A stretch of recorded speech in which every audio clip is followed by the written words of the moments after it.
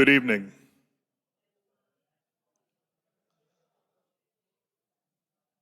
Everybody wants to grab a little bite to eat and take a seat. We'll go ahead and kick this evening's events off.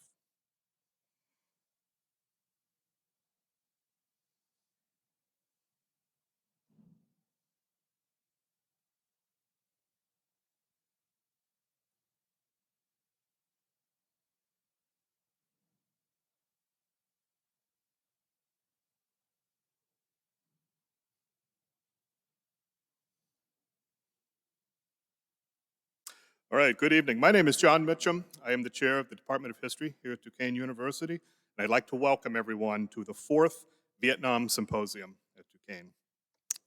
My interest in the Vietnam War, I think, actually precedes my interest in history in a weird sort of way. My first job at $3.75 an hour was mowing the lawn at Andersonville National Cemetery, and the head groundskeeper was a door. I don't think I've ever told you this story, Bob. Was a door gunner in the 7th Cavalry during the Vietnam War, and on our lunch breaks, it was this sort of small platoon of teenagers that would assemble around him as he told us stories. Some of them I'm not so sure was true because he had, after sort of plotting out these stories over the time, he tended to be in a lot of same places at different times. So it's very special for me this evening to be here to welcome you all to this event. I think it also has a little bit of added significance this time in that the last time we held the Vietnam Symposium, the last time I was on stage giving these welcomes, there was a lot of anxiety in the crowd as we discussed during the reception the news of this strange virus that seemed to be breaking out. And it was the following day at Duquesne that Governor Wolf declared a state of emergency and Duquesne University closed. This was the last event, to my knowledge, that Duquesne held on campus prior to its closure in March of 2020. And so I'm so happy to see so many people here tonight without masks and enjoying our time together for this event. I'd like to start by a couple of very quick thank yous, and then I'm going to turn the podium over. I'd like to start by thanking Dean Christine Blair of the McAnulty College and Graduate School of Liberal Arts for her support of this evening's event. And I'd like to thank our new administrative assistant in the Department of History, Sam Gandy, who pulled off a fantastic spread and set up all of the logistics for this event. And Sam over here, thank you, Sam. I'd like to thank Chris Boysenot in the Office of Military and Veteran Students, who has provided support for this event, but also has proactively supported our students, our veteran students, and our current military students, many of whom are history majors. And so thank you to Chris for your support of this event, but also your support of Veterans Affairs at Duquesne more broadly. And most importantly, I'd like to thank the Duquesne administration for its continuing support of events such as this. We're honored to have with us today President Kenneth Gormley, the 13th president of Duquesne University. President Gormley has long been a supporter of veterans on our campus and in this community, and of this event in particular. And so we thank President Gormley for his support, and I'd like to invite him up to the stage to give a few brief words. Thank you.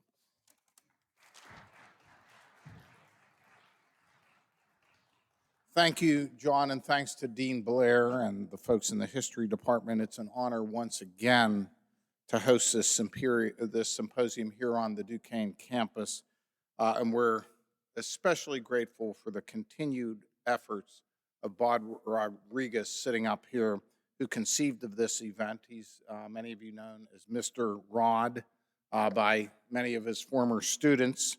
I have been lucky to know the Rodriguez family for over 30 years. They remain pillars of our community in Forest Hills. Bob and his wife Eleanor both attended Duquesne. Then they had 6 children, all of whom attended Duquesne. And some of them have multiple degrees, incidentally. And we have Anne-Marie tonight and Justin, so a couple of the Rodriguez here, as I like to refer to them. But they are teachers. They are Eucharistic ministers at our church and singers. They give their services in hundreds of ways to the community. They helped me most recently with a scholarship for students from Woodland Hills High School and identifying worthy students, some from underserved backgrounds, to have special scholarships here at Duquesne. So I want to just begin by thanking this great family and thank you, Bob. Thanks to you and Eleanor for creating such a powerhouse Duquesne family here and for all your work in putting together this program. I also want to thank the Robert M. Rodriguez Fund, the Duquesne University Office for Military and Veteran Students, and the efforts of so many within our history department for their contributions to bringing this event to life. To all the participants and especially to the veterans here tonight, welcome to the Bluff. We're always honored to have you here.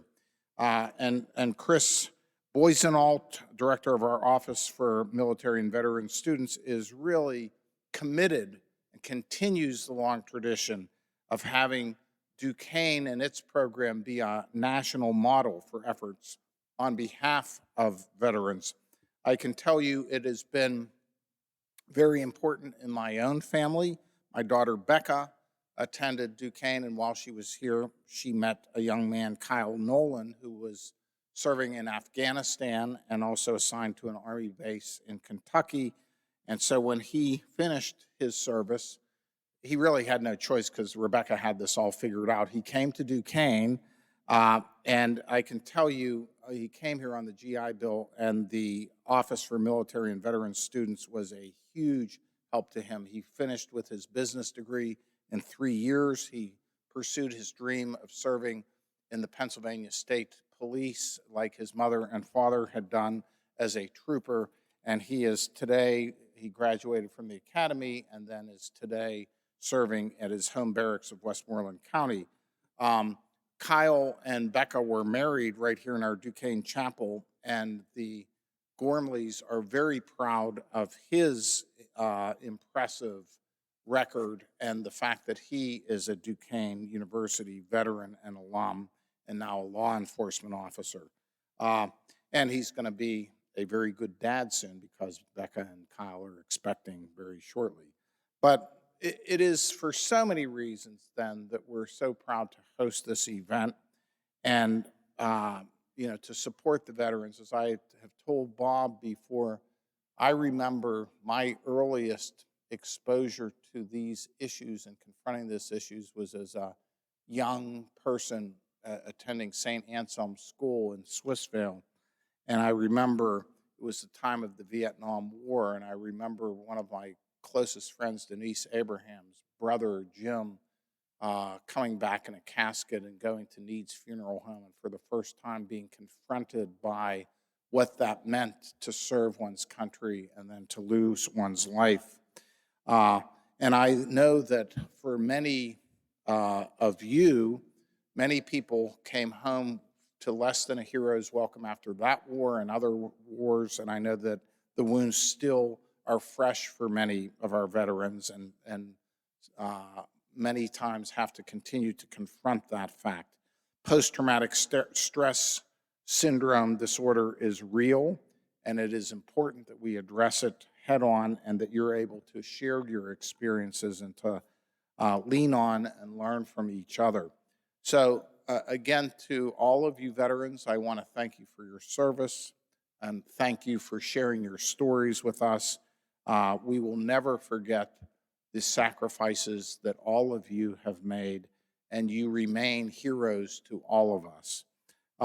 I cannot stay for tonight's event. It is a whirlwind this time of year, so I have to be ready for a Zoom at 6:30, but I wanted to be here personally for this occasion to thank Bob Rodriguez for putting together this on behalf of Duquesne University, and it's such a wonderful thing, frankly, for the whole city of Pittsburgh. And I want to thank each of the speakers who've agreed to share their personal stories, however complicated, however painful in some cases, to enrich our collective understanding of this important subject that is truly part of an important part of our nation's fabric. So I hope you have a productive evening this evening and leave here with deeper insight into this defining chapter of American history. Thank you so much for being here.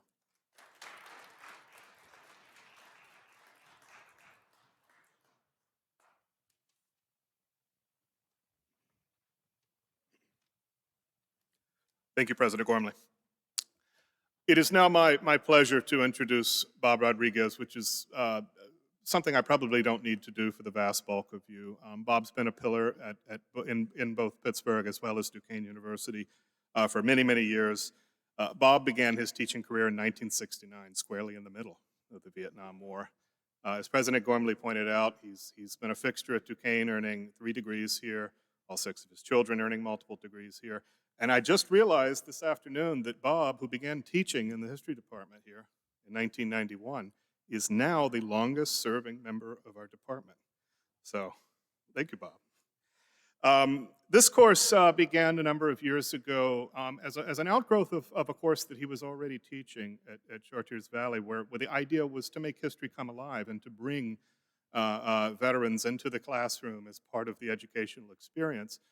And so this course certainly precedes my time as chair and my time at Duquesne, but it has been a course that we love to put on the books. It's one of the more popular course offerings that we have. And I could drone on about Bob, and I think I'm actually going to let 2 or 3 student testimonials speak for themselves. So I promised Bob that I would embarrass him tonight. These are a couple of comments from his spring 2020 student evaluations. Now, student evaluations, for those of you that are teachers, you know that these can come in several ways. What did you like about this course? Nothing. What would you do? How could this course be improved? Not having to take it.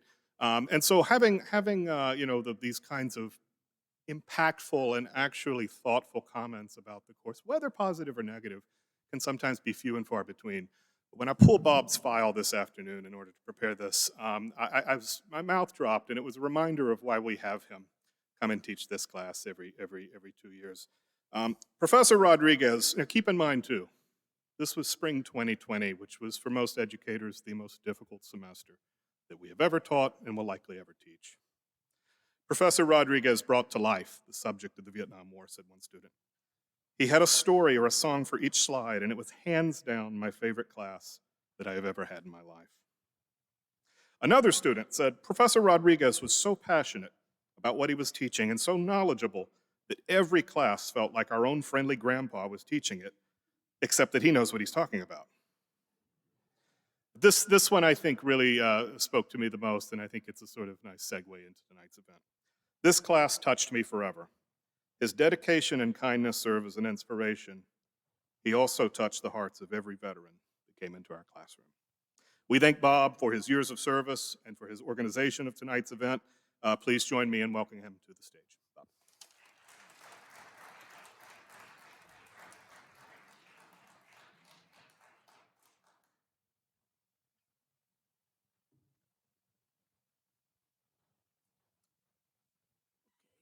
Well, thank you, John, for some of those falsehoods, but I do appreciate them. And I'd like to thank President Gormley, and I know he's already gone. Before we start with the symposium, I'm going to invite 2 of my colleagues up here, Kristen Steen and Kelly Tobias, and what they're going to do is present 2 awards to 2 high school students from Char Valley who won the RMR Fund scholarship money for this year, 2022 to 23.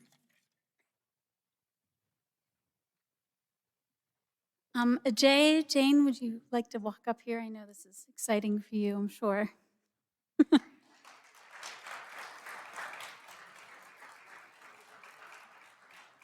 As Mr. Rod mentioned, these are 2 students in a pool of many that applied for these scholarships this year. And the junior chosen to receive the Robert M. Rodriguez Good Citizen Award is Ajay Amnaden. Ajay's most prominent volunteer activity was working at Andrew Carnegie Library without any pay, which makes an English teacher very happy. Even after knowing that he would not be paid a single cent, he chose to work there for free because he knew that the labor was needed. And he possesses a sincere passion for free education. As a strong believer in this ideal, Ajay felt that there was no better example than a library. Ajay shared in his application that he has a helpful mind. He has helped many students with the academic struggles and volunteered many times after school tutoring students as well. This quote from a Jay from his scholarship application expressed the most sincere passion. I think education is one of those few abstract things that grows when it's shared. Therefore, I think the evidence of my leadership shall not form anything but rather a teaching moment and mindset. Ajay is also involved in several clubs and activities, including CalcuSolve and NHS, and Ajay plans to graduate as a junior this spring, having completed all of his coursework early in high school, and he hopes to attend Carnegie Mellon University.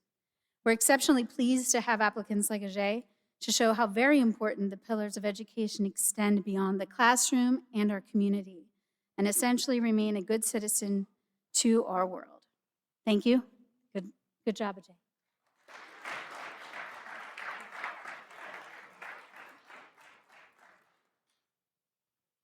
The senior chosen to receive the Robert M. Rodriguez Good Citizen Award is Jane Winsheimer. Jane demonstrates a great deal of pride in her volunteer work, teaching a CCD class for special needs students. Jane shared that her work as a CCD mentor this year has been particularly challenging, both because of the varied needs of her students and also because she is additionally serving as a mentor to the new mentors in the CCD program. Jane also enjoys her work at Scott Library, where she served as a volunteer for at least an hour a week from 6th grade until this December. As of January, Jane became an employee of the library. Jane shared that as a child, she would be sitting at programs in the library, watching the staff with envy as they walked through the staff-only door, and is proud that she too now has access to that door. Jane also demonstrates her leadership skills in extracurricular activities, including serving as class secretary, Spanish club president, and section leader in the show band. Jane plans to attend Carlow University to study communications, advocacy, and social change. We are exceptionally pleased to have applicants like Jane to show what a profound impact students can have on their community when they volunteer their time to help others.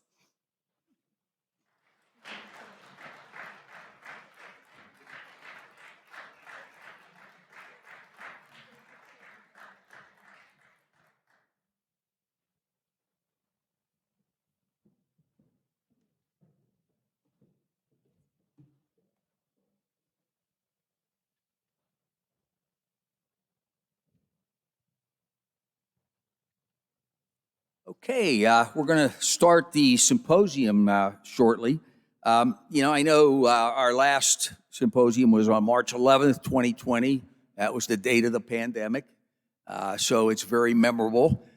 So it put us on sleep mode for a while, but we're back. The Vietnam War was certainly the most divisive and controversial war in American history since the Civil War. It lasted from 1955 to 1975, which made it the longest war in United States history until the war in Afghanistan.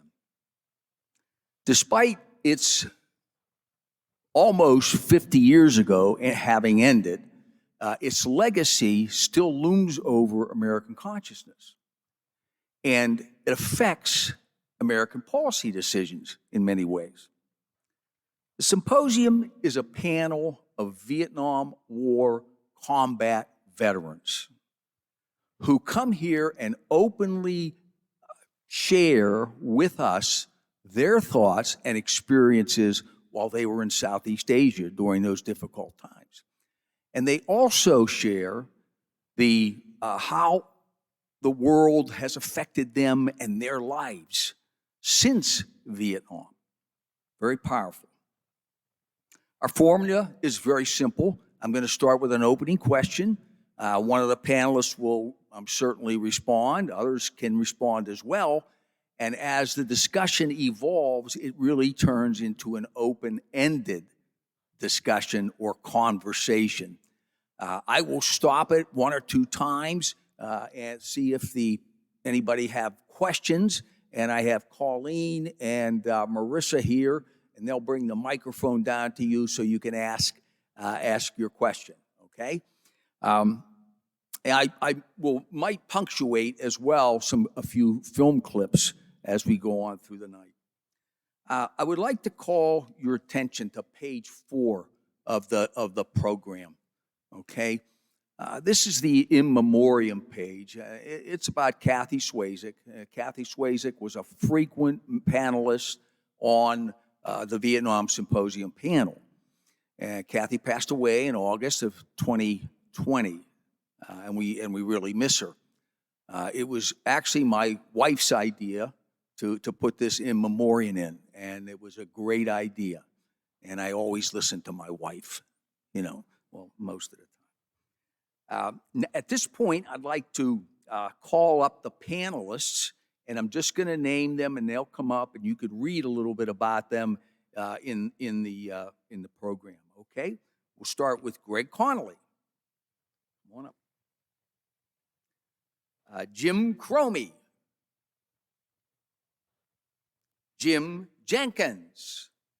There are a lot of Jims on this panel. There's another one coming up. Al Robinson. There he is over there. Okay. Curtis Marcus Simmons. Harry Van Ripper.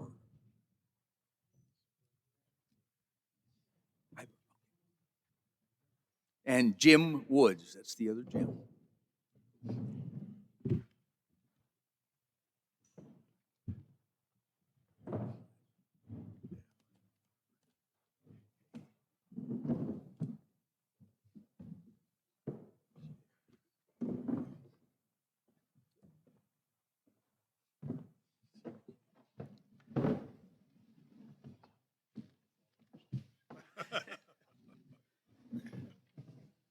I'm going to start the symposium with an 8-minute film clip.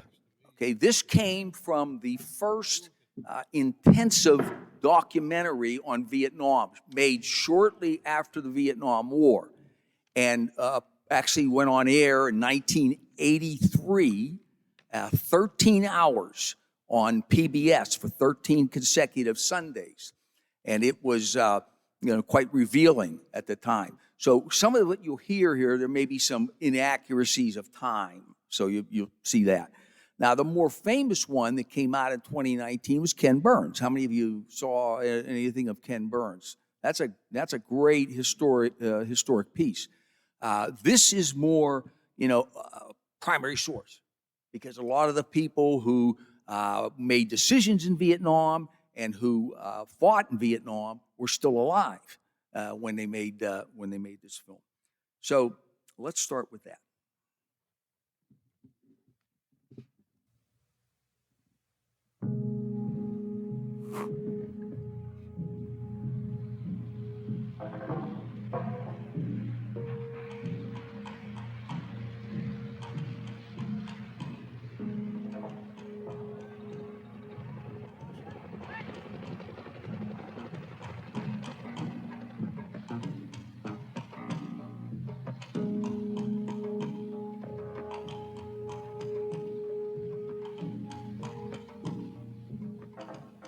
So when the United States votes $400 million to help that war, we're not voting for a giveaway program.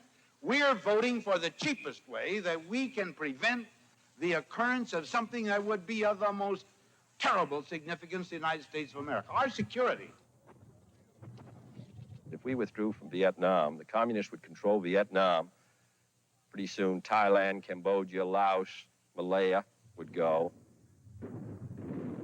If this little nation goes down the drain and can't maintain her independence, ask yourself what's going to happen to all the other little nations.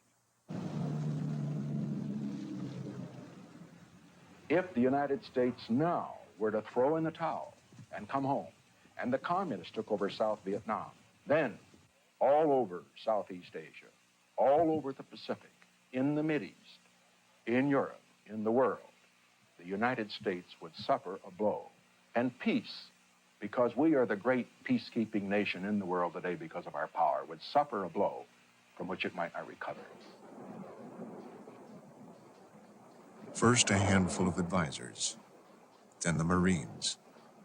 Finally, an army of 500,000. That was the Vietnam War, It was an undeclared war, a war without front lines or clear objectives. A war against an elusive enemy.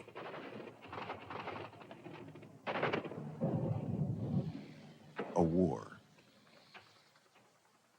Speak. Speak to me. Yeah, I'm still alive. Speak to me. What's your name? Tell me what your name is. Where are you from? Steve, Seattle, Washington. Seattle, Washington. It's a good town. Good town. Good town. Very good. Go to town. sleep, Doc. Huh? Can I go to sleep? No, don't go to sleep. We had some precarious situations and we lost some people, but we always won. So to me, we were very successful, you know, but as I think of it now, I don't know what we won. We won a box on a map where the next day we left it and we never came back, maybe.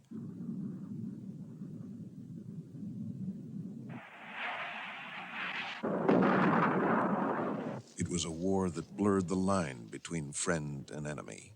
Wherever the Americans went, they burned and destroyed and killed. I didn't see any guerrillas being killed, only villagers. An 8-year-old or a 9-year-old can kill you just as quick as a 25 or a 26-year-old man. Back here in the States, the kids are playing cowboys and Indians. Over there, they've been playing it for real.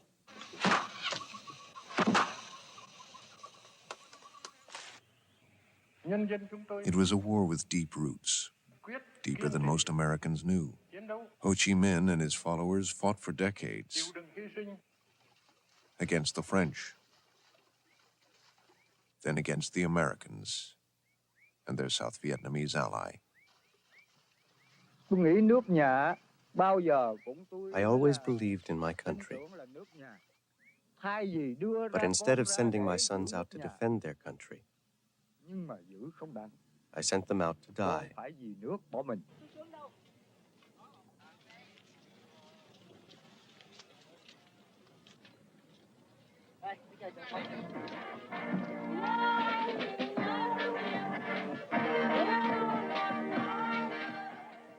It was a war that turned South Vietnam inside out. A war that changed the GIs who fought it. GI, you want Vietnamese cigarette? For a box of Tide, you could get a carton of pre-packed, pre-rolled marijuana cigarettes soaked in opium. For $10, you could get a vial of pure heroin. You could get liquid opium, speed, acid, anything you wanted.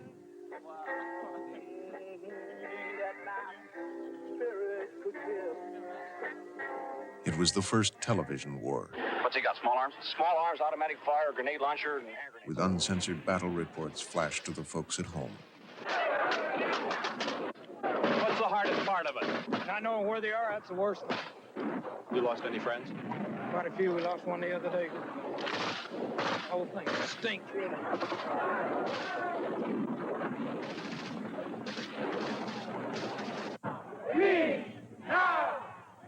It was the first war Americans opposed in huge numbers, openly and passionately.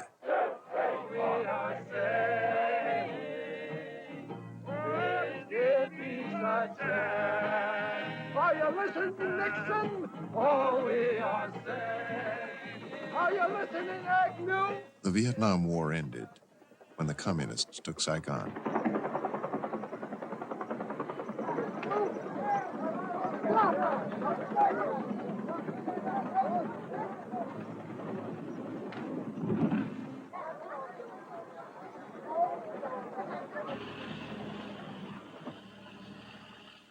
The end of the war left questions and issues that are still unanswered and unresolved.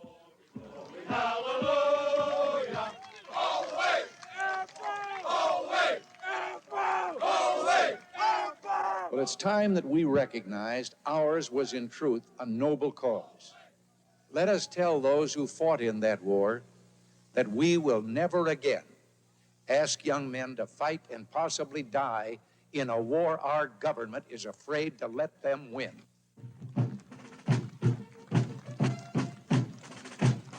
Vietnam, a noble cause, a shameful venture. The questions continue because for America, the Vietnam War is not over. And it is not over for Vietnam. Not for the hundreds of thousands who have fled the communist regime.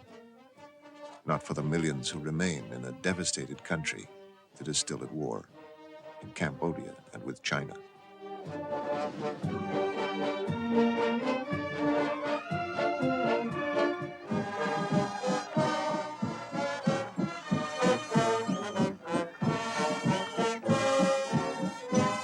This television series looks back on a hard chapter in America's history and examines the questions now being asked by more and more Americans. How we got there and what we did there.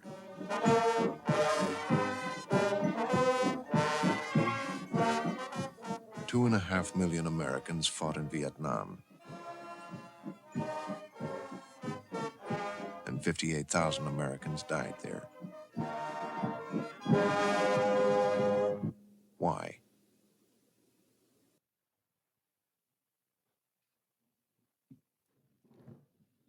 Okay, here's my opening question to our panelists. Other than pure, intense combat, what were your most difficult experiences during the Vietnam War?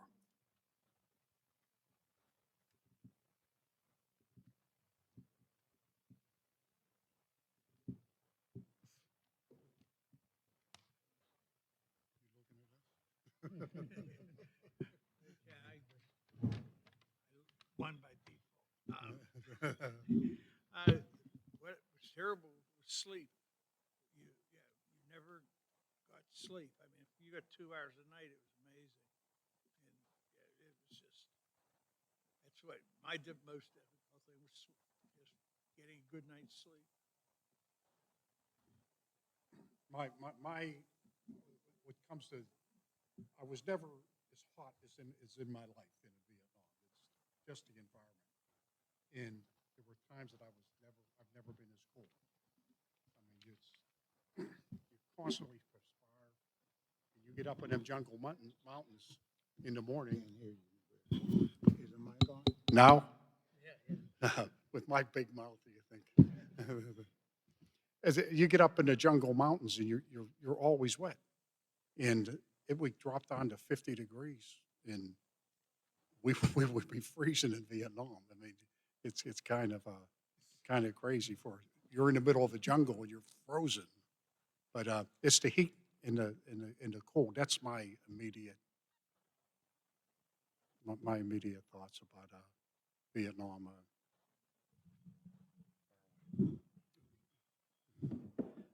I got there for half of the first campaign of Tet. And what got me, it was just constant. It was constant. I mean, even if you got out of a fight, we were hit again and again and again. And didn't have much time to think about anything. Then we went into the second campaign and it was kind of slow. And then the third one was really crazy. That's where I got hit. It was kind of tough. I would like to go back to the statement about the sleep. Someone asked me, did I sleep in Vietnam? And I said to them, first, let's define sleep. Let's talk about what sleep is.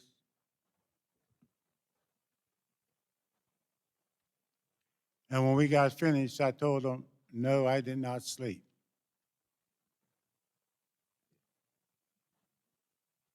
The deepest state of sleep is REM sleep, what we call rapid eye movement.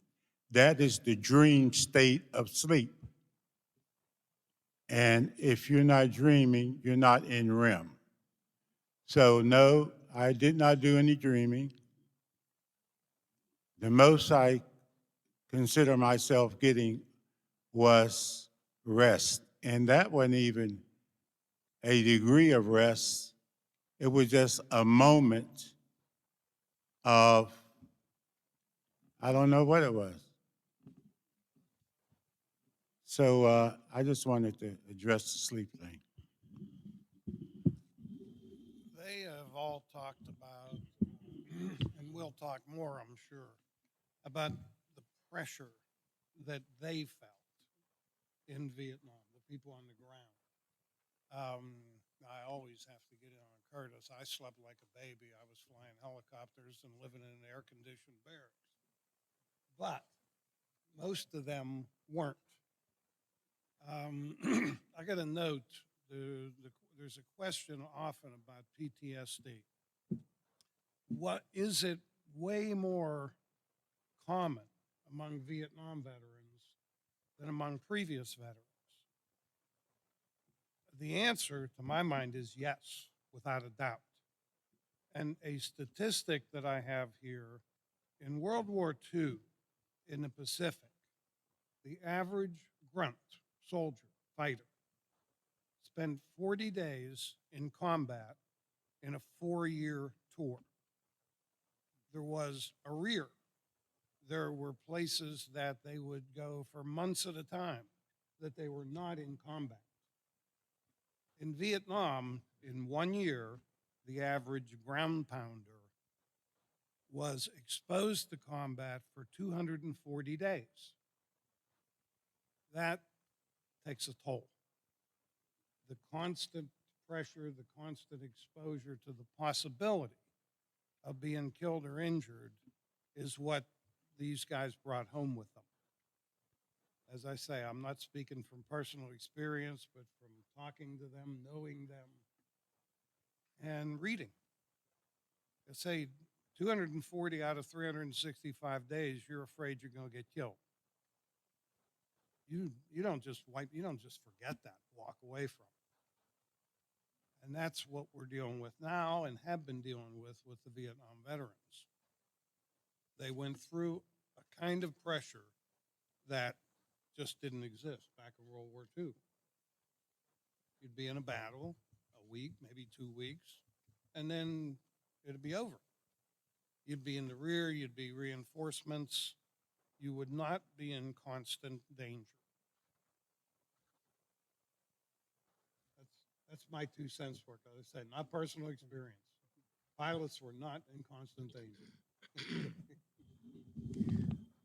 Well, from a different perspective altogether of these guys that are sitting up here, I'm the only medic. And until you have somebody's head in your hands, and you know that when you take that hand away from their head, they're going to die.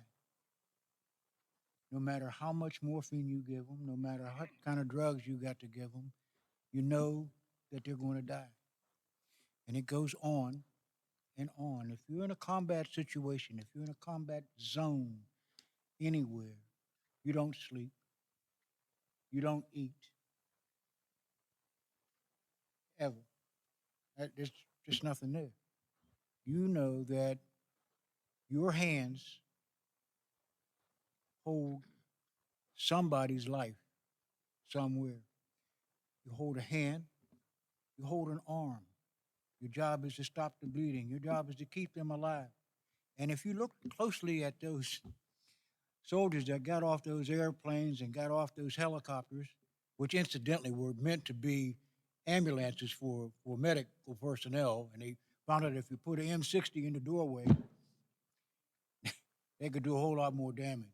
But if you look closely at those soldiers that got off those helicopters, they didn't have bulletproof vests. They had T-shirts and khakis on. That was their protection. And it doesn't do a whole lot. That's just another open, sucking chest wound that we had to deal with. But it's a different perspective when you know that when you take your hand away, he's going to die.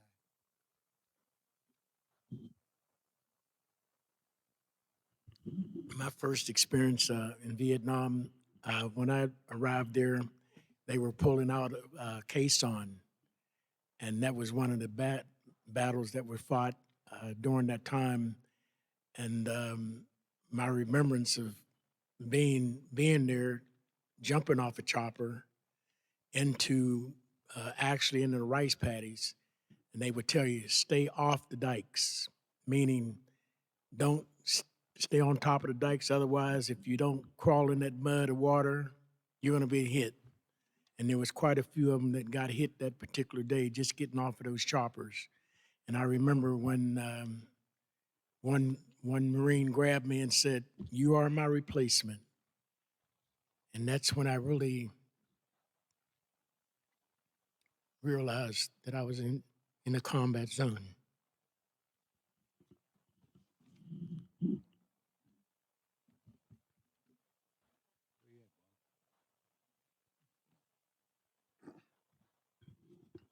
Nobody, none of these guys, you could go through close combat. We were young guys. But if you do go through close, you come out a different person. You might not know it at the time, but your life has changed. And if when it's repeated, I mean, we went over thinking we were bulletproof. We weren't. And but close combat with that chaos in the blood, you don't come out of that. You come out of that a different person. Well, I was 18 years old when I was in Vietnam. I went over at 18, had my birthday over there. 19, and I got wounded for the first time. I got wounded a couple other times, and nothing serious, stitches and staples. But your life has changed. It can affect you for years. People Just a take spell, a touch. Vietnam was different for me and Jim Woods. Our first combat experience was in Dominican Republic in Santa Domingo with the 82nd Airborne Division. In 67, Jim? 1967? 65, 65. 64, 60, 64, 65. I was 20 years old when I was in my first combat experience in Dominican Republic. I was 26 years old when I went to Vietnam. I was a private first class in Dominican Republic. I was a staff sergeant E6 in Vietnam. Responsibilities were completely different. In Vietnam, I was responsible for 42 men, keeping them alive. And that weighed on me every day. And understanding that they didn't understand was the worst thing. Because in Dominican Republic, I was a private first class. I didn't have that responsibility. And in Vietnam, I had a lot of young guys, 17, 18 years old. They want to fight. They want to shoot up the Vietnamese. And I'm trying to explain to them, that's not what this really is about. What it is about is you getting back home alive. This is not television. This is not John Wayne. This is to make sure that you get back home alive. So that weighed on me more than anything else, other than me getting back home alive, was secondary to them getting back home alive. When we went over, Jimmy and I, we went over different times, but we were 18. Marine Corps had a better plan than being drafted, they said. I still don't know what it was. But we got out at 20. We've spent 2 years in the Marine Corps, 13 months in Vietnam. We weren't old enough to smoke or to vote or drink. You know, voting didn't bother us. But we were like kids. I don't know. It was so hard to understand. The people were protesting around us. We were from Garfield. Garfield was great to the veterans. They treated us really, really good. But it was just so, it was surreal to be, the things we had gone through. I really didn't, in my mind, know I went through them. Really, it just didn't seem, that was possible. But still haven't figured it all out, to tell you the truth, what happened over there. To follow up to what Curtis said over there, a couple of things. One is the age. I brought a couple of props with me. One I had on the table over there. It's a picture of my platoon. 18 men in the picture. 2 of them are over 21 years old. Me and one of the warrant officers. 2 of us out of 18. Out of those 18 men, and these are pilots, co-pilots, and crew members. Out of those 18, 9 of them were killed within 60 days of this picture.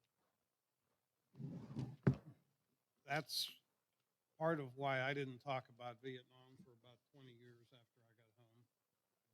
Because like Curtis, they were my guys. I was the platoon leader. I was responsible for trying to get them home alive. And I didn't do a very good job. That was my thought process when I got back. It took a long time and a lot of studying. I've read a lot of books about Vietnam and about the battles I was in to get to understand that I didn't do that. Okay? It happens. And quite often in the aviation world, the best pilots die first. They're the most ambitious, they're the most confident, they're the ones that take the most risks. So it's not that you did something wrong to get killed over there. You were just there is what you did wrong. Brief statistic, I bring stuff with me to these things. 40,000 of the 58,000 people that were killed in Vietnam were 22 and younger. 40,000 of the 58. It was a kids' war. 18, 19, 20, 21, 22. 5-year span was 60% of the casualties. If you were 22, 23 years old, you were an old man. You were pops. You know, when you think about that, put it in context,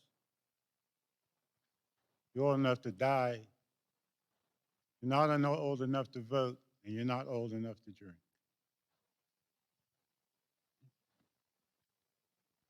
At this point, do we have any questions? Please feel free. When I got to Vietnam, I was there only 4 months and 8 days. But when I got there, I was on the ground. It was it was pretty hot. The biggest decision I had to make when I was there, our driver caught an RPG and he lost 2 arms and a leg. And they asked for volunteers to drive our APC. We got a new one. And I had track driving school because I built race cars before I went to the service, and they saw that on my stuff, so they made me go to track driving school. And you didn't have to do it. They asked for volunteers, but I didn't want to run around in the middle of this TET thing with some guy learning to drive the track. So I volunteered to drive it. And that was kind of a hard decision to make, I guess, but I didn't want to.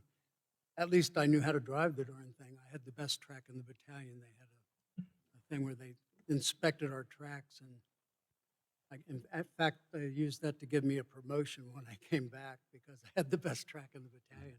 And he said I was his best driver. And you know what? I got hit, and I can't complain about that because this has turned out to be an asset because when I came back and I came to Duquesne and I went through molecular genetics was the first thing I can remember, but to do everything in labs, I had to think through everything very, very thoroughly. And the teacher said it was a molecular genetics lab. She said, "You're going to be at least an hour behind." Well, I was 15 minutes behind. The next closest two-handed person was 2.5 hours behind. This has been an asset, for, not just for things like that, but everything in life I do, I think through very thoroughly. So it made me much stronger than I would have ever been, I'm sure.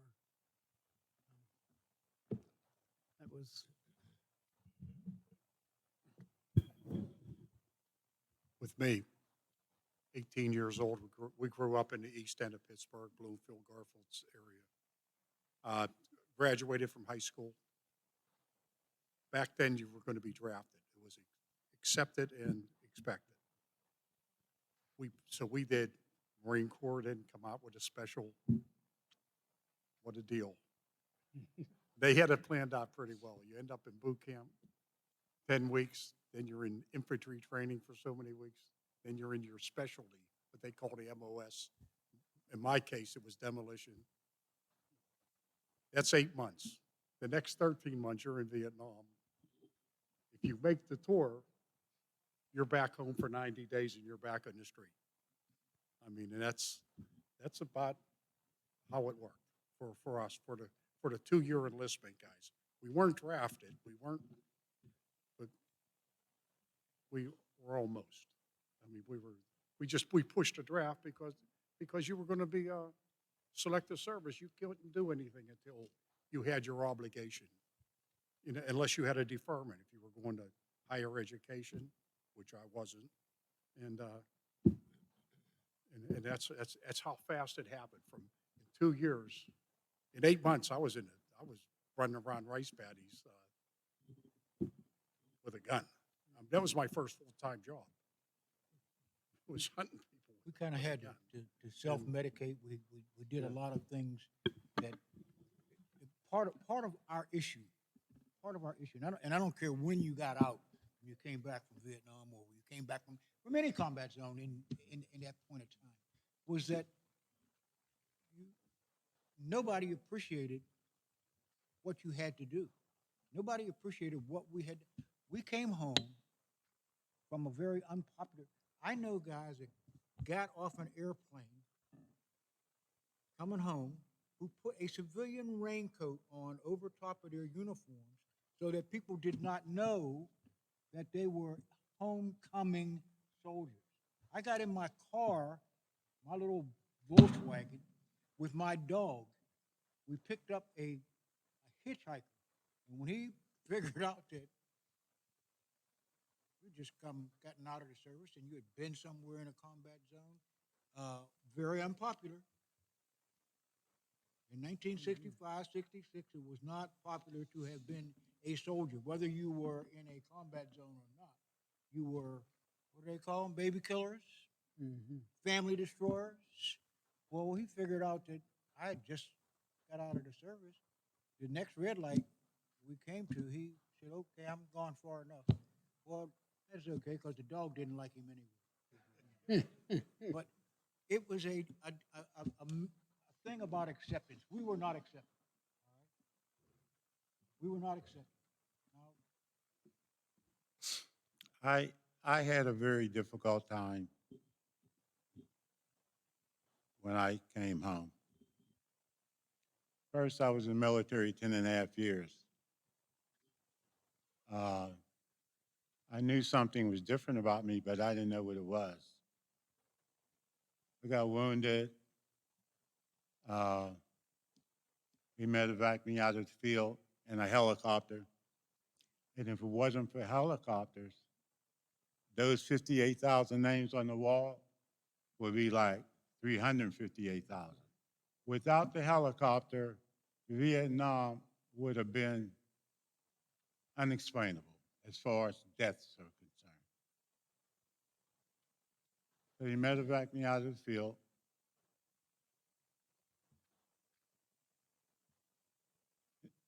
That next day, they flew me to Kamzama, Japan. Worked in Kamzama, Japan for about 4 months. Then they sent me to Korea, where I was rehabbing some more. Then from Korea, I went back into Vietnam. I got wounded again. They sent me back to Kamsama, Japan, same hospital. I was there for about 7 months. And during that period of time, I almost got addicted to morphine because I got burnt real bad. Like 34% of my body is scarred. And a doctor came to me one day and said, Sergeant Simmons, we need to talk. I'm like, okay, let's talk. He said, I noticed your chart that you're getting a lot of morphine and the doses are increasing. He said, so here's what we need to do. We can decrease the doses and get you off, or you can cold turkey if you want to. Well, I'm a person, I don't like crutches. So we just kicked it like that, and the bad part about the healing process with burns, I'm sure they've improved now. They put the salve all over you, and then they wrap it with gauze, then they wrap it again with other bandages. And when the corpsman comes to change your bandages every day, they don't wet them. They just pull pus, blood, skin, everything. And when they seen the corpsman headed towards my bed, everybody that was ambulatory got up and left. I mean, you could probably hear me from here to Moon Township. I mean, it was excruciating pain, but it was part of the healing process. I would say Vietnam has made me a better person. It's made me love mankind better.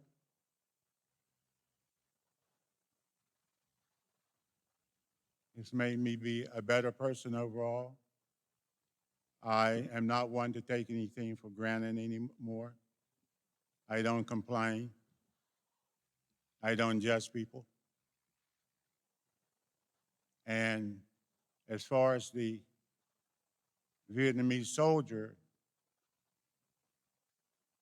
I understand their undertaking as well as our undertaking because I'm not mad at them. They got up to go to work every day like we got up to go to work. Sometimes you have to take care of the enemy. Yeah. And it's better to understand it that way for me to continue to move on. Curtis mentioned about the wall. It took Al and I, a long time, 10 years before we would go to the wall. And I had, I have a very special reason to go to the wall and a very special reason not to go to the wall. My younger brother is on that wall. And it took me a long time before I could go to the wall and put my hand on his name. And he went in the service before I did. And I'm a year and a half older than he was. And one of the first pieces of correspondence that I got from the outside world was an envelope from him. And he was stationed in Alaska with the 196th Infantry. And there was a $20 bill in there. And he said, I know your ass is broke. Go buy yourself a beer. And he was right, I was broke, and I did go buy a beer. Or two. But it took a long time. It took a long time for me to go to the wall. And I had been out probably 4 or 5 years before he got killed.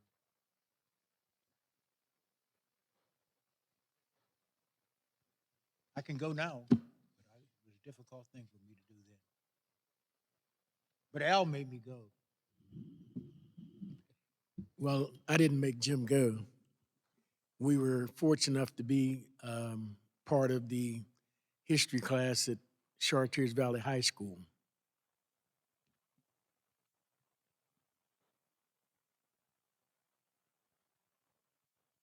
It was Chartiers that got me there today, and I'm still here, and I thank God for that.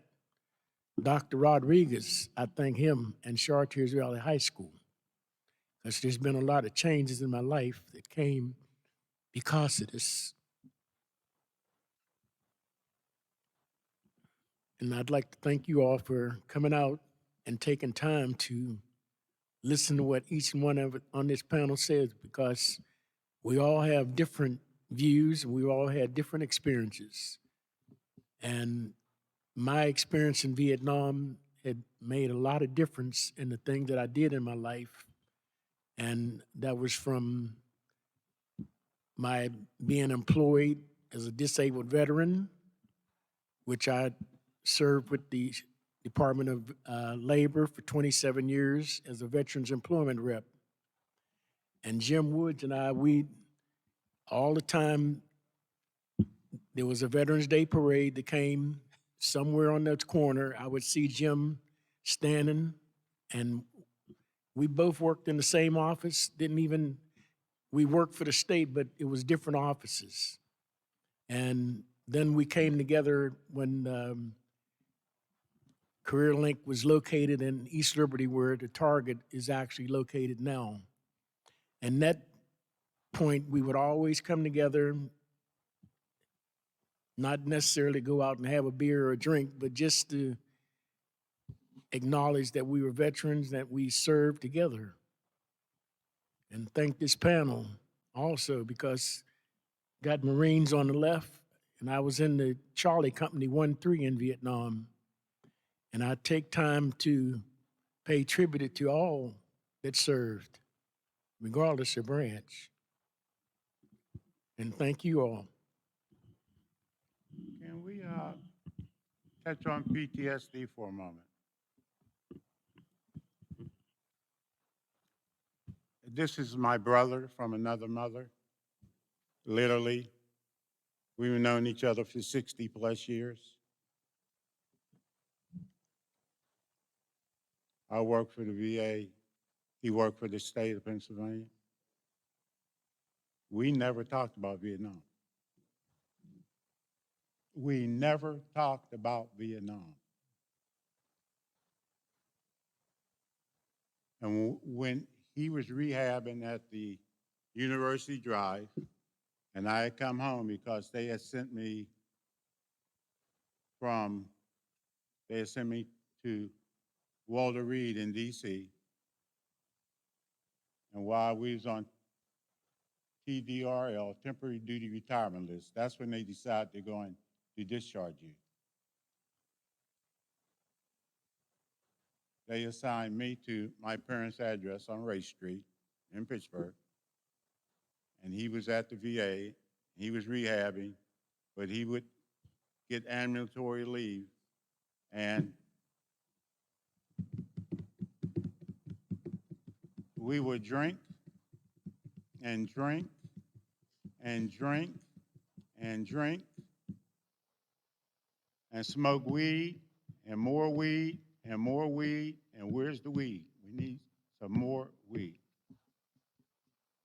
And we self-medicated with alcohol, marijuana, and women.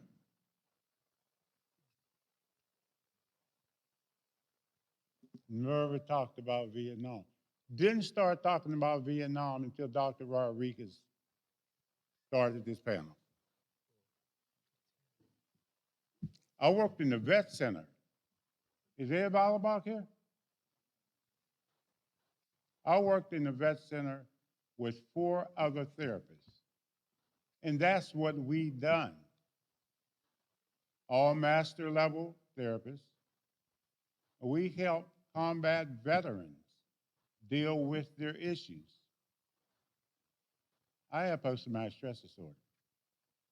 I am 100% service-connected disabled veteran. I see a shrink. Every now and then, I need a tune-up. I'll call him. He'll give me an appointment. I'll go in and we'll sit down and talk. My son died when he was 18 months old. My mother passed away.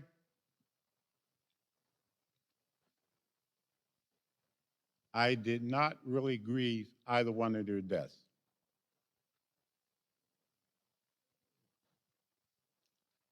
When Vietnam kicked in, you should have seen me. I was a mess every day, all day. I mean, when I say a mess, I mean a mess.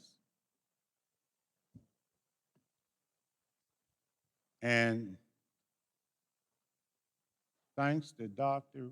Rodriguez, we're talking about Vietnam. We've been doing this for 20 plus years. I never would have talked about Vietnam if it wasn't for him. And I can never give him enough thanks.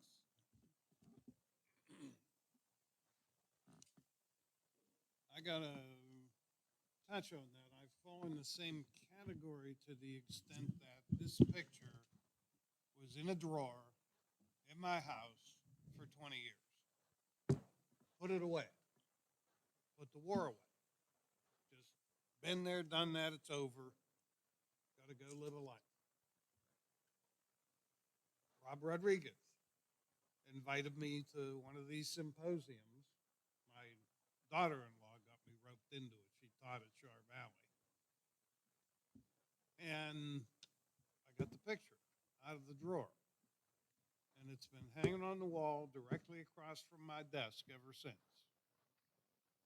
There's a line in one of the movies, I don't remember which. I was not a hero, but I served in the company of heroes.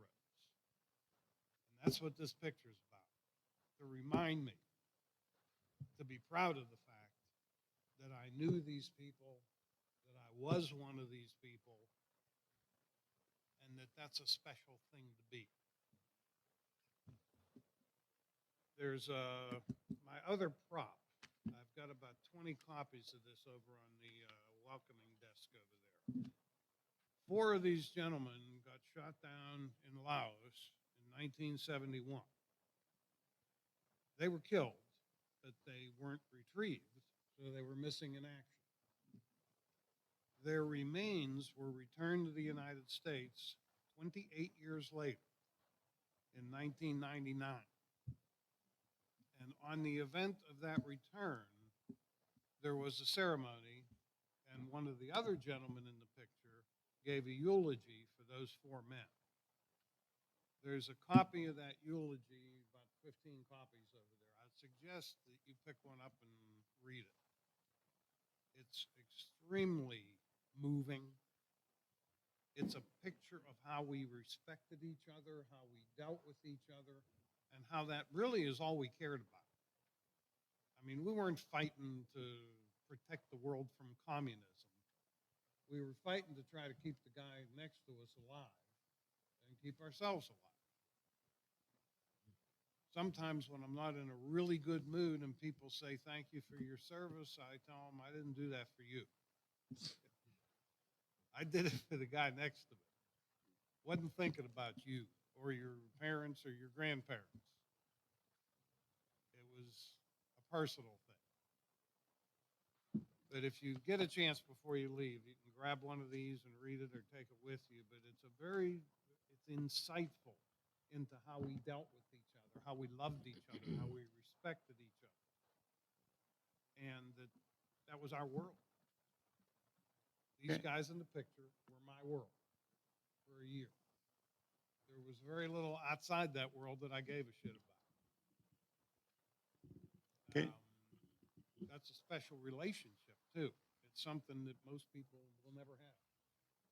That kind of closeness and dependency. It's one of the positive things you bring home from a war. And I've said to people, not gloating, that we are different than you. We've been through something that you haven't been through. You can't possibly totally understand what it's like. We know things about ourselves that you don't know about yourself. How much pressure can you take? Are you going to fold? Are you going to face up to it? Are you going to be there tomorrow? You're going to get up in the morning and get back in that helicopter and fly back into combat? I know. But people that haven't been through it don't. I have post-traumatic stress disorder, as I previously said. I can't argue. If I argue, something bad's going to happen with me and the other person. Either I'm going to jail, prison, they're going to hell, or I'm going to hell and they're going to prison. Normal aggression with people that aren't like me goes like this. And as they climb that scale and get madder and madder, they have an opportunity to back out of that. Say, okay, let me leave this alone. This is not good. With post-traumatic stress disorder at some level, when you start that, you don't go that way. You go that way. And it's very difficult, as almost impossible, to back out of it. So what do? You revert back to the skills that kept you alive in Vietnam. And what kept you alive in Vietnam? Somebody died. I don't argue with nobody. My wife and I don't argue. Someone asked my wife one time, we was at somebody's at the gathering, they said, Beverly, do you and Curtis ever argue? She said, no. We have a therapeutic intervention. That means Kurt, shut up. That's what that means. But that's what happens with that. I don't argue. I just, and I always tell the guys I used to do treatment with, you control the situation because you can always remove yourself from that situation. There's nothing there for you to prove. Back out of it, get away from the environment. Don't engage in that because you know what's going to happen. When I was dating, long story short, when I was dating my wife, and at the time we were drinking, neither of us do that anymore, and some young man disrespected her and almost killed him. Thank God I didn't. So what I've learned from that lesson is this. If someone disrespects my wife, she's woman enough to handle it herself. And I never disagree with Curtis. She can handle it herself. Does anyone have any questions? Sit down, Bob, we got this.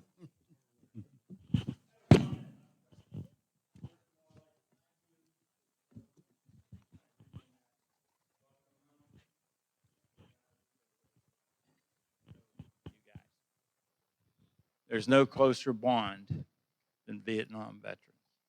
Right. Because you were disrespected in Vietnam, and you were disrespected when you came home.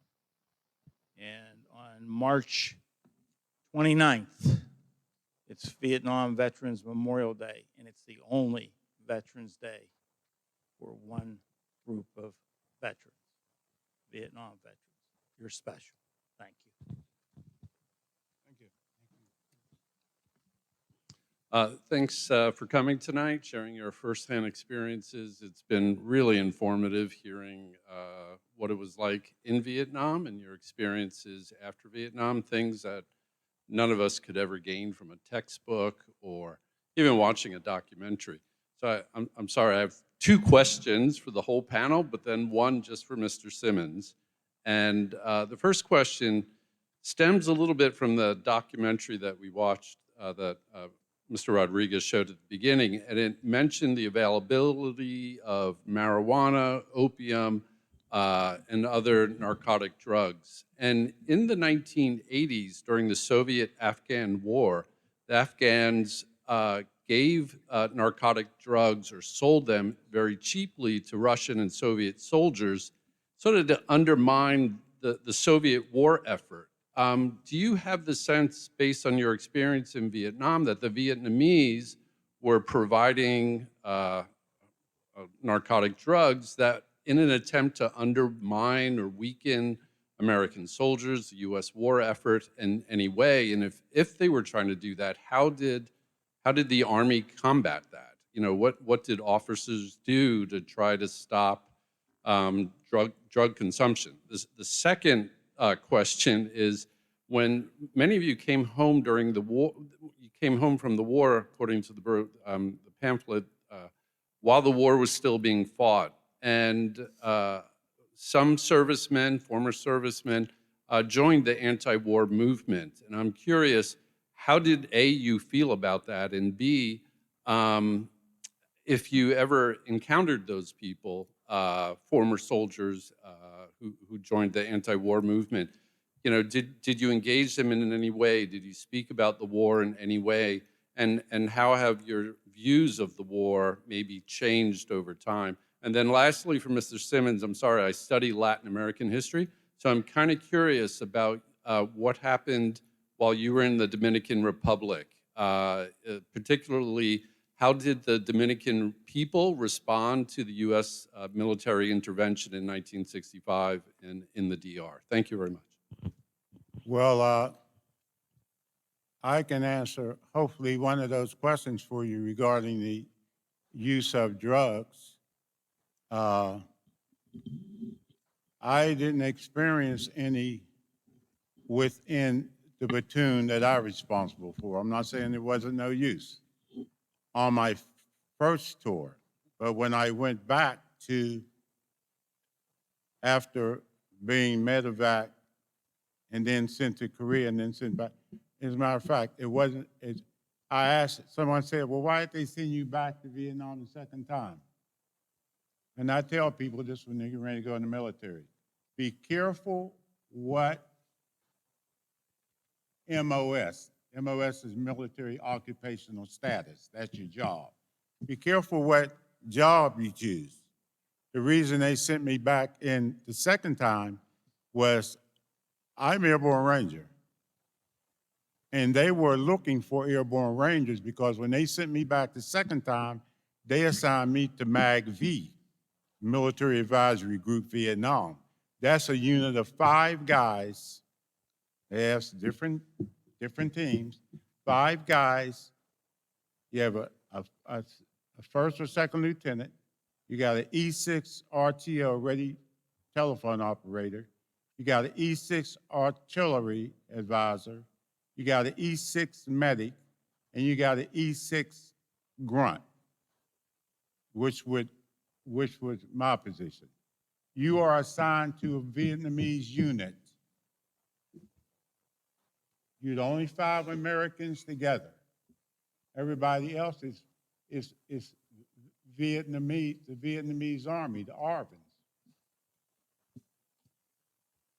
And you are out there to help them win battles and this and that and that and that. And that's why I got pulled back into Vietnam this second time, because of that stupid Ranger tab on my sleeve. Don't get me wrong, I'm proud to be Airborne Ranger, but it got me in trouble, put it that way. And come to find out, the worst of it all is that that's the worst assignment I had in Vietnam, because you couldn't trust them. They would run out on you when a battle started. You don't know how many infiltrators they got from the other army in the ARVN unit. it was a terrible assignment, but with the grace of God, I'm still here and I'm thankful for that. And when that 5-unit team, we didn't do anything to jeopardize each other. And we made it clear, and within that team, we made it clear to each other, if you get caught doing something wrong, like sleeping on guard, I'm gonna put a 45 bullet in your head. You ain't gotta worry about the enemy. I'm gonna take your ass out of here.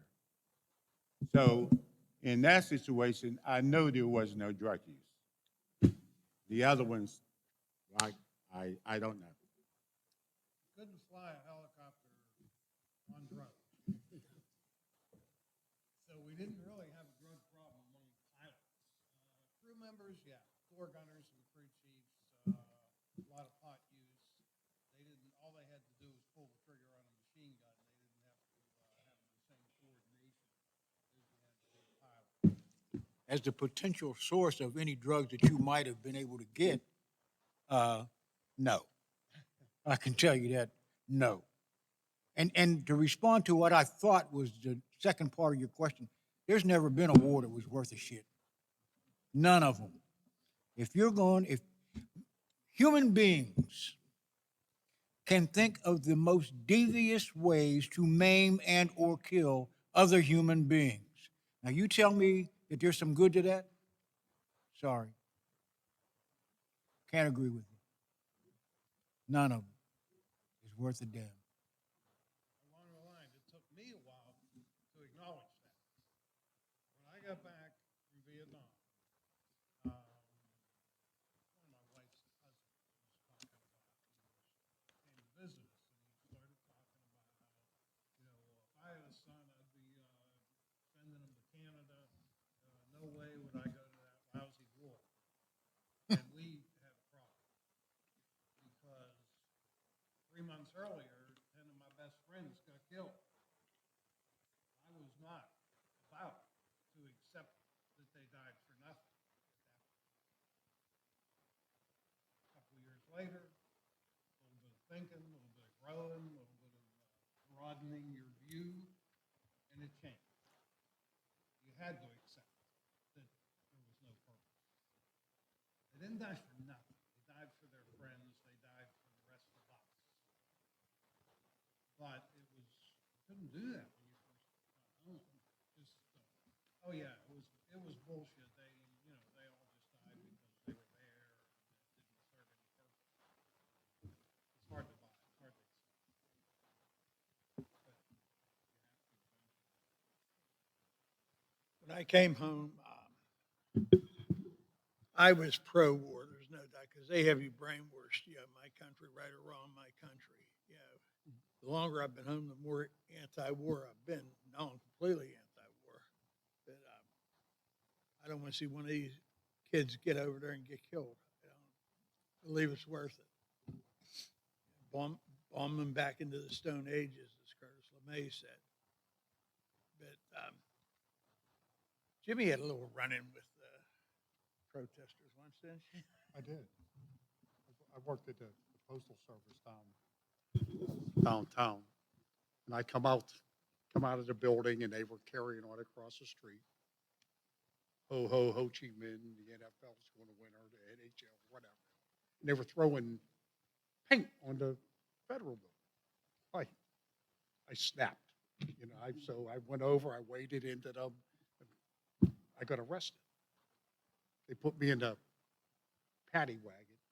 They took me around the block and dropped me off at the bus stop. I mean, I said, thank you very much. But I lost my mind there for a minute. I thought, shoot, I'm going to damn jail. But no, they just dropped me. I tell people, I'm going to join the Marine Corps and go on a Mediterranean cruise. I say, that's fine. I want to join this Navy and do this, and that's fine. I said, let me explain something to you before you do all that. And I'm not encouraging you not to do that. I just want to enlighten you just a little bit. I said, you know what DOD is? They said, no. I said, that's the Department of Defense. That's all the militaries branches, that's the National Guard, that's everybody. I said, you know what their job is? They said, no. I said, their job is to teach you to kill. You might be a cook in the Army, but your first job is a grunt. You're going to have a rifle, you're going to learn how to shoot it, and you're going to learn how to kill somebody before you go in the kitchen and fry any damn eggs. Trust that. No matter who you are, your first 8 weeks is basic training, It's called basic training. and after that you get something else. So when the deal goes down, you know, when the dirt gets cleaned, you got an M16 in your hand. You know, no matter what your job is. You know, And- I was a medic. I was as heavily armed as he was. All right? And to give some clarity to that, after my basic training,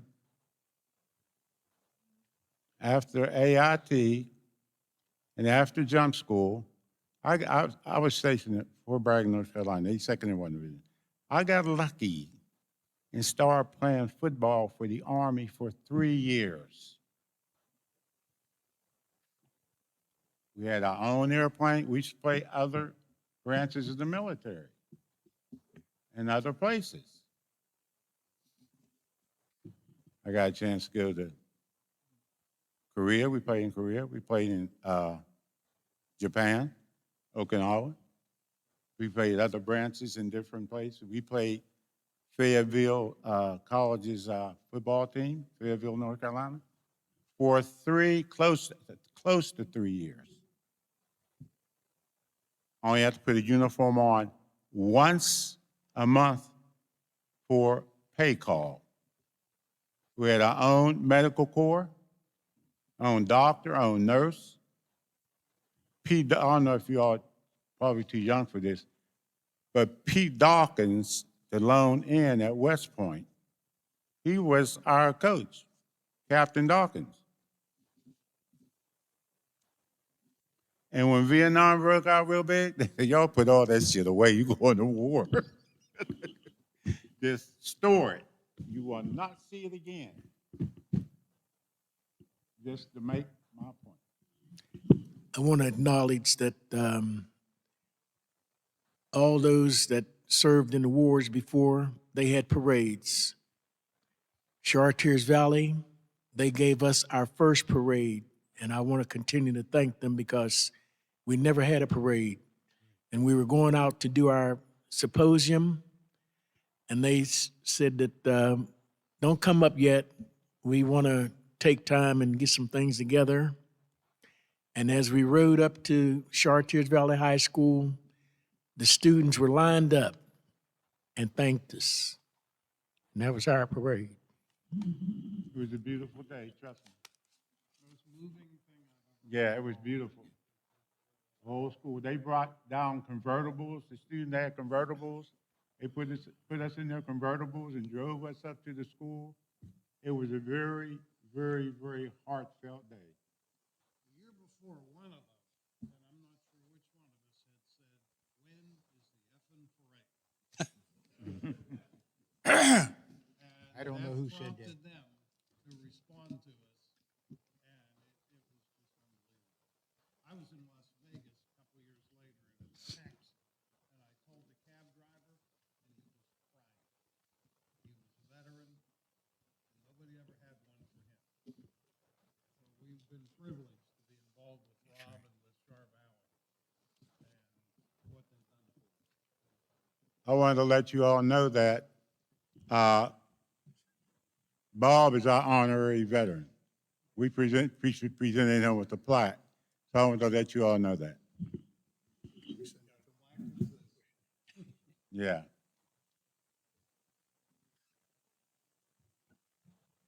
Any questions? Question? First of all, welcome home. Second of all, thank you. I'm an Iraq veteran, and the folks here may not know that Vietnam vets are instrumental in all the services that have been provided to Iraq and Afghanistan veterans. They were the first ones that welcomed me home and advocated for what we have now. So thank you, gentlemen. I'm actually Mr. Simmons, a vet center counselor here in Pittsburgh. And I work with Vietnam veterans on a therapeutic side. And so my question for you guys, the most unique thing I always hear about the Vietnam experience that I'd like you to share with the folks here tonight is, can you talk about coming home as an individual? Vietnam was unique when I talked to Vietnam vets that you all came home as individuals. I was fortunate enough, I went to Iraq, I came back with all my brothers. And I think it is a unique challenge, and it's a travesty what the military did to you guys by bringing you home individually. And I just wanted you to see if you would share that experience. Thank you. We concur without a doubt. The most unique thing about all of our journeys is that it ended alone. I came home talking to my dog. Period. You know, everybody, you went in a group sometimes, and sometimes you went as individuals, but you always came home alone.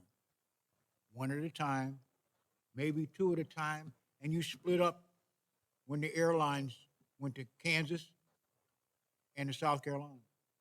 But you always came home alone. There was no parade.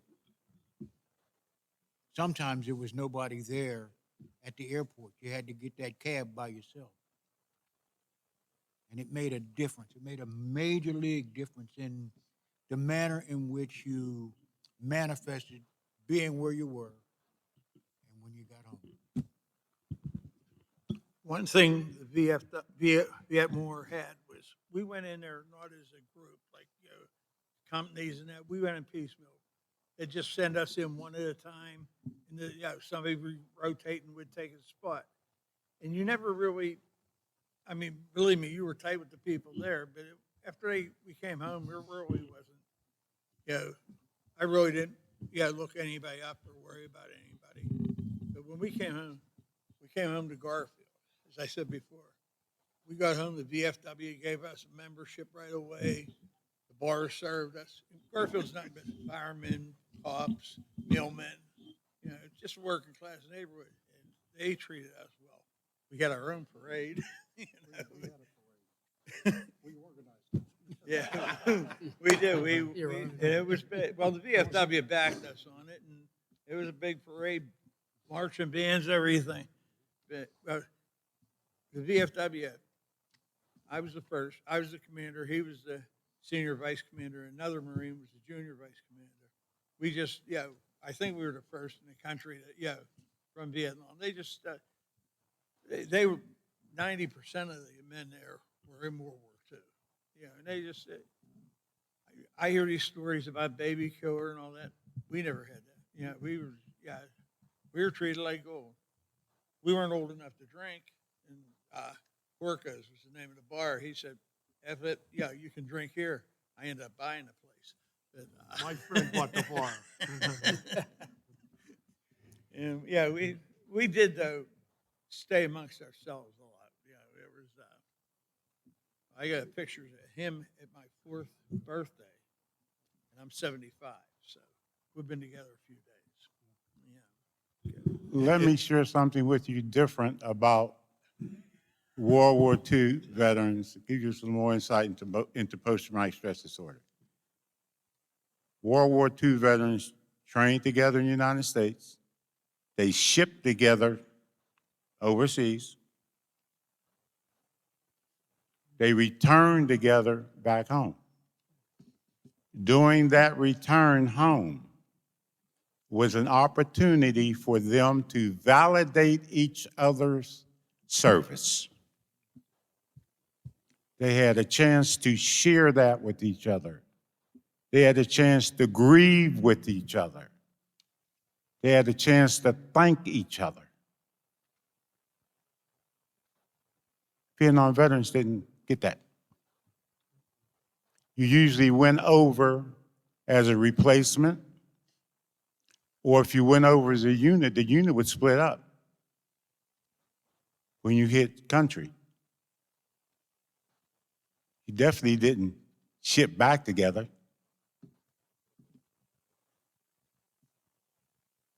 I came back home in medevac. I came back home they flew me from Walter Reed Army, from Camp Zama, Japan. They flew me back to Walter Reed Army Hospital in DC. I was there for about 3 weeks. They told me we're gonna give you medical discharge, which I didn't really want because I intended on staying in the military for 20 years. They're gonna give me a medical discharge. So, I think 7 days passed, and they say, okay, you can go home to your home address, and we need to see you every week to check your bandages and see the doctor. So I called my brother up. He said, okay, I'll be up tomorrow, pick you up. So I was at home at 7417 Race Street, Pittsburgh, Pennsylvania, 1528, getting a check every month. Weren't we out?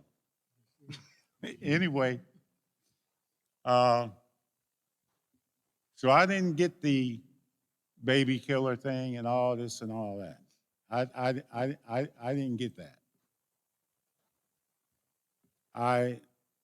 And we definitely didn't get we finally got our parades, thanks to Chartiers Valley and Bob, but we didn't get no welcome home like ticker tape parades and the guy holding the girl down and kissing her.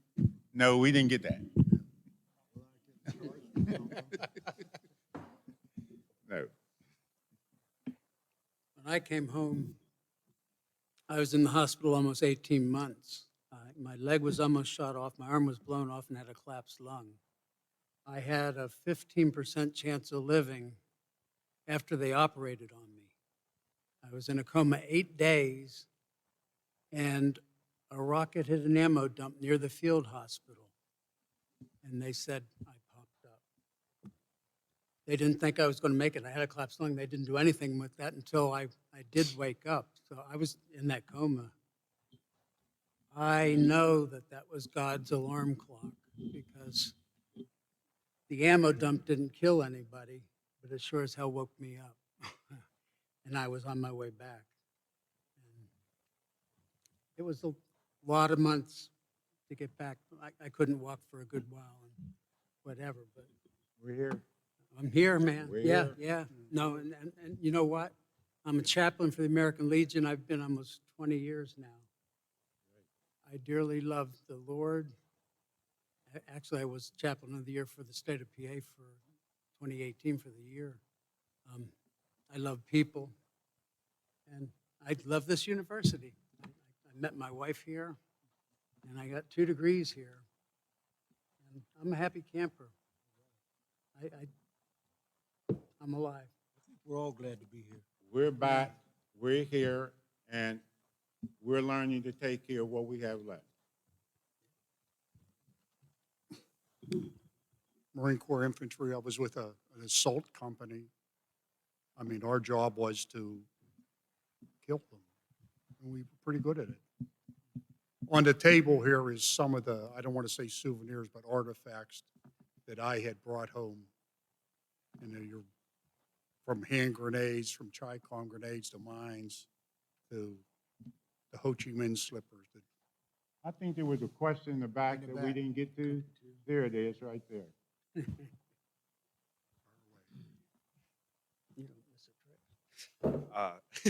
So I understand you guys saw unimaginable things, but was there ever a moment that you do look back on where We can't hear you. Put that mic up. Sorry, is this better?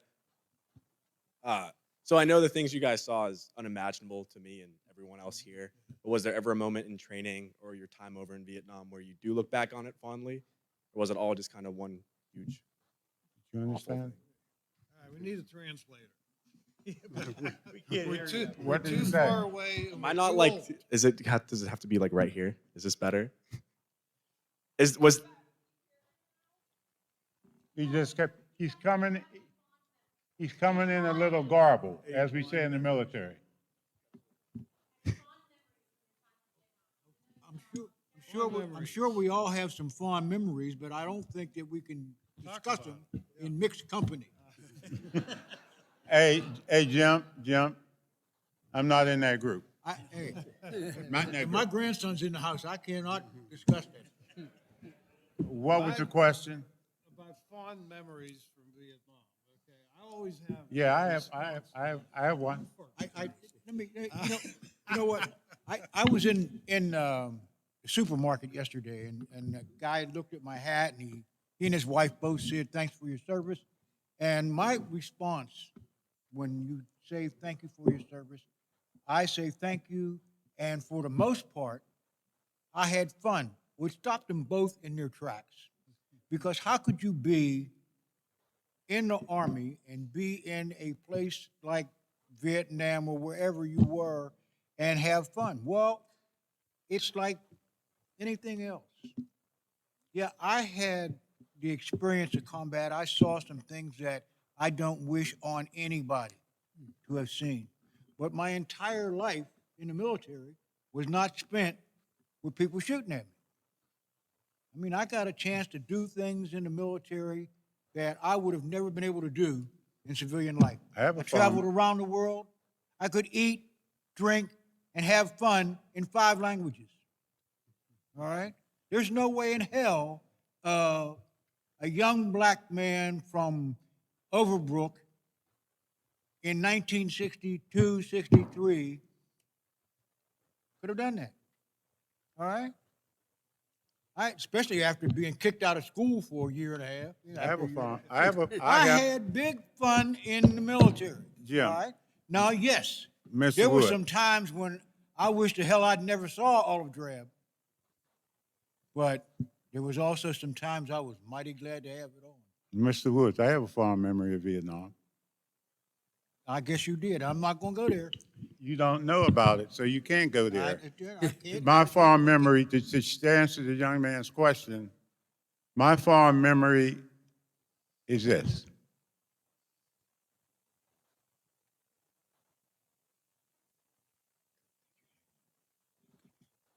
I came home to bury my mother, who they said was dead, and she wasn't dead. I got an extension on my emergency leave. I went back into Vietnam, and the first sergeant asked me to take out he's going on an operation, they needed me to take the platoon out. But normally what happens in those situations, if you get a Dear John letter, like if the 2 of you were items, and she writes you and tell you you're no longer an item, I'm seeing someone else, that's a Dear John letter. Or if you have an emergency like I did, we usually keep you out of the field for at least 48 hours so you can get your head straight. Well, he asked me to take the platoon out. And I said, I'm a career soldier, of course. I'm not going to tell him no. Okay, Top, come over to the tent and get briefed. So we went out, and rather than me taking care of my men, seeing everybody's okay and making sure that squad leaders and team leaders is doing their job and everybody's doing their job, I was thinking about my mother. And I hit a booby trap. That's the first time I got wounded. I hit a booby trap. And the only person that got wounded that day was me. And that is my fond memory. Because I wasn't taking care of business, and a lot of people could have died, but I'm the only person that got wounded. So that's my fond memory. I got to tell you, flying a helicopter gunship at 120 miles an hour with the skids hitting the tops of the trees. I was Tom Cruise before Tom Cruise was known by anybody. That Top Gun. was a hell of an experience, and it was fun. When I first got to know him, I was down by Chulai, and they put us on an outlet named Snaggletooth. It was white sand, beautiful. South China Sea was beautiful and blue. I mean, it was a perfect place. I thought, this isn't going to be bad. We were there for about 2 months, and then they said we were going up to the DMZ, and things changed real quick. You know, there was everybody. We all had good times over there. Yeah, you get a bunch of 18-year-olds together, they're going to have fun somehow. You know, and there were some good times, but not enough to go over there for. Beautiful country. It really is. Beautiful. My fondest memory is I was coming off of patrol, and that was in near Conti Inn, and I heard somebody call me by my name. And later in years to come to find out, it was two guys that I had went to high school with, and that was Ronald Palmer and William Reynolds from Pittsburgh. But that was the most fondest memory because when I went in, I joined by myself, and I went in with the young man from he was from Aliquippa. But that's something I remember that I could never forget, that here you're in a foreign country and here's somebody calling you off of hillside in a combat zone. And that's my memory.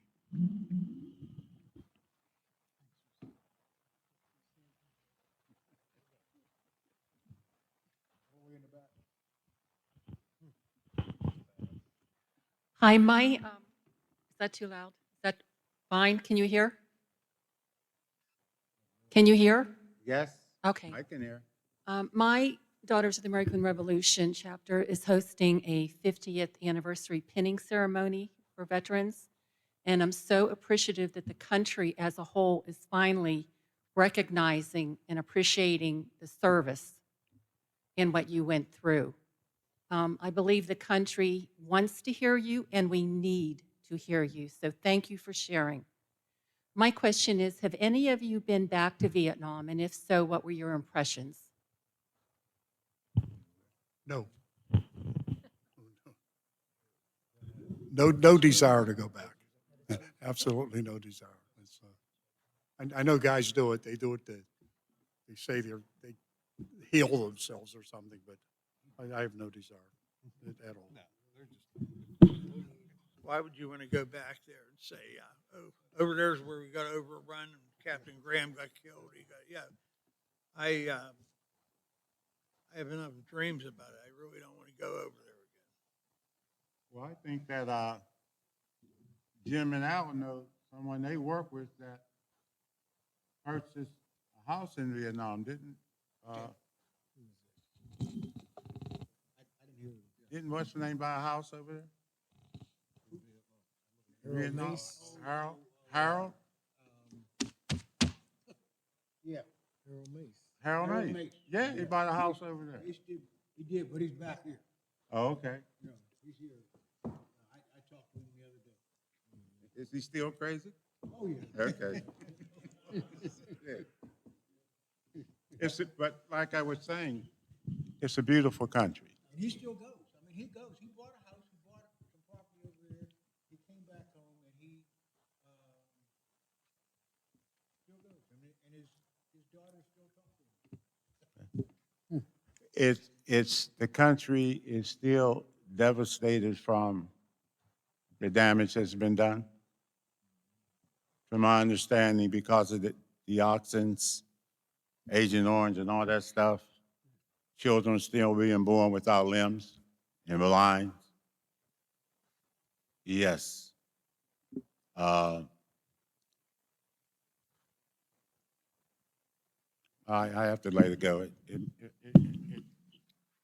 I've seen some documentaries where they're still sweeping for mines and bombs that had never been designated. So it's still a lot of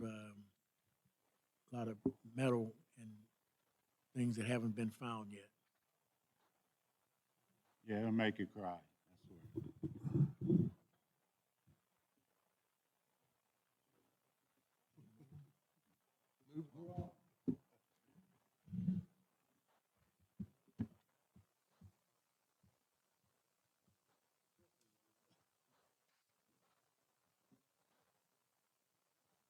Okay, that concludes our fourth Vietnam Symposium here at Duquesne University.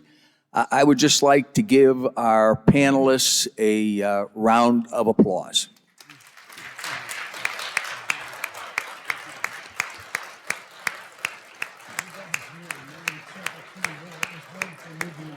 You would have nodded, right?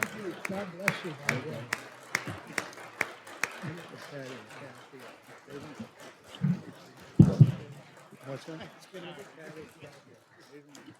They truly are a remarkable group of people. I've had the pleasure of knowing them for 15 and 20 years. So I know their stories, and I know their stories are captivating.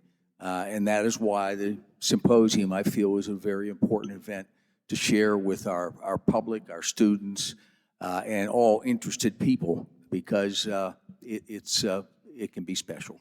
So thank you so much for tonight, and we'll see you next time at the fifth Vietnam Symposium. Thank you very much. I